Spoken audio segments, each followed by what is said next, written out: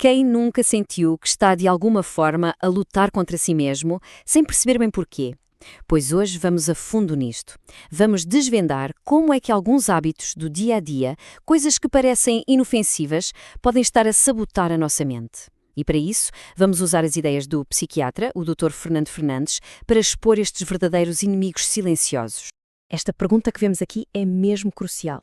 A verdade é que muitos destes hábitos, bem, eles fazem parte da nossa rotina e nem damos conta do impacto real que têm.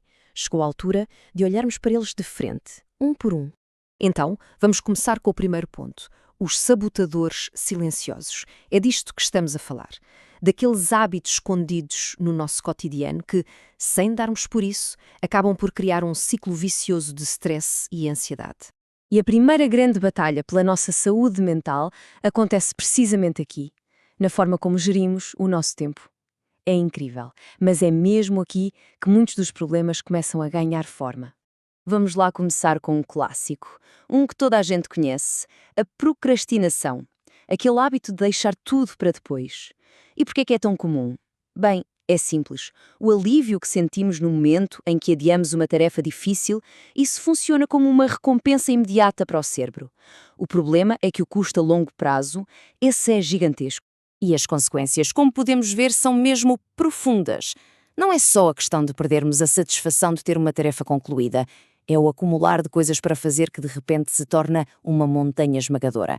É viver numa atmosfera constante de tensão, com a mente sempre em alerta, quase como se tivéssemos uma dívida permanente por pagar.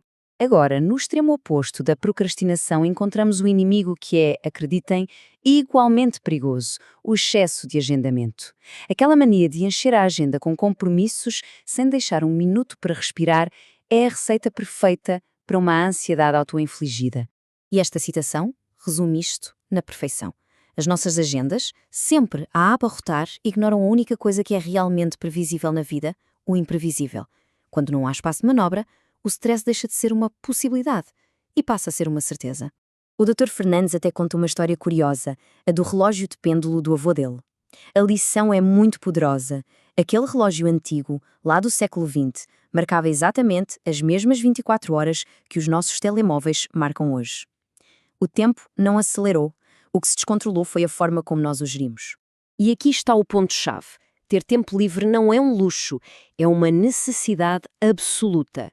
É o tal amortecedor que nos ajuda a lidar com os imprevistos, é o nosso espaço para descansar e para crescer. Sentir culpa por ter espaços em branco na agenda é um erro de base, um erro fundamental.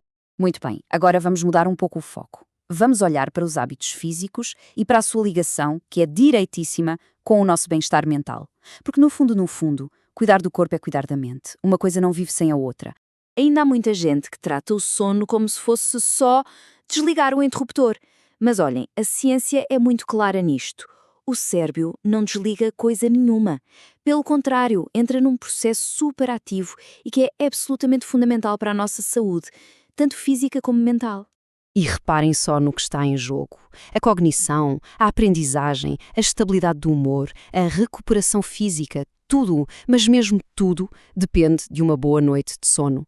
Quando a memória começa a falhar ou a concentração se vai embora, a resposta pode muito bem estar na almofada. Vamos a outro, que é descrito como um hábito mortal, o sedentarismo. A armadilha aqui é muito simples. O conforto imediato do sofá parece sempre, mas sempre, mais atraente do que o benefício a longo prazo do exercício. E claro, a recompensa de curto prazo, essa ganha quase sempre a batalha. E qual é a barreira mais comum que toda a gente aponta? É esta.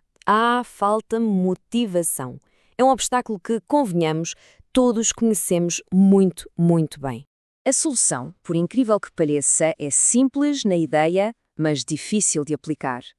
É ir e fazer, mesmo sem motivação. Não se deve esperar por ela. A motivação não é o ponto de partida, é o resultado da ação. O impulso, a vontade, isso surge depois de se começar. E não estamos a falar de correr maratonas. Como este gráfico mostra, bastam 75 minutos por semana. Imaginem, são 3 sessões de 25 minutos para reduzir os riscos de uma forma drástica. Se chegarmos aos 150 minutos, a maioria dos perigos do sedentarismo simplesmente desaparece. É um objetivo super realista, com um retorno para a saúde que é imenso. Ok, agora vamos virar a página e focar-nos nas nossas relações. E vamos começar pela relação mais fundamental de todas, aquela que temos connosco mesmos. Esta ideia do Jordan Peterson é fantástica, porque redefine o que é o autocuidado. Não se trata de egoísmo, é uma responsabilidade. Quando uma pessoa cuida de si mesma da mesma forma que cuidaria de alguém que ama e por quem é responsável, essa pessoa torna-se mais forte e, consequentemente, mais capaz de ajudar os outros. E uma parte essencial deste autocuidado é saber estabelecer limites. Atenção, não se trata de construir muros à nossa volta. Trata-se de criar fronteiras saudáveis, que sejam claras, mas também flexíveis, para proteger o nosso equilíbrio e evitar que sejamos completamente engolidos pelas exigências que vêm de fora. Mas a verdade é que nem sempre temos controle sobre o que nos acontece, pois não? E é precisamente nesses momentos que a sabedoria de Viktor Frankl se torna tão essencial. Quando já não é possível mudar uma situação, o grande desafio passa a ser mudarmos a nós mesmos. E isto leva-nos a um ponto absolutamente central. Não somos um produto das circunstâncias, somos um produto das nossas decisões perante essas circunstâncias. Ficar a culpar os outros ou a lamentar a nossa sorte é um beco sem saída. A única pergunta que realmente importa é: ok, e agora? O que é que eu vou fazer?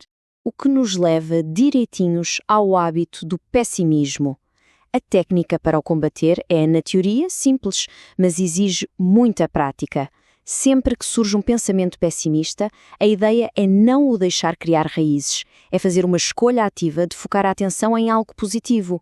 Diz-se que a gratidão é a arma mais poderosa contra o desespero, e há muita verdade nisso. E, por fim, o hábito do isolamento. E aqui é muito importante fazer uma distinção. Uma coisa é estar bem na própria companhia, a chamada solitude, que é super saudável. Outra coisa completamente diferente é o isolamento, aquele sentimento de desconexão. Isso é destrutivo. A ciência não tem dúvidas. A qualidade dos nossos laços humanos é o maior indicador de uma vida feliz e preenchida. E é assim que chegamos ao ponto final, o poder da decisão.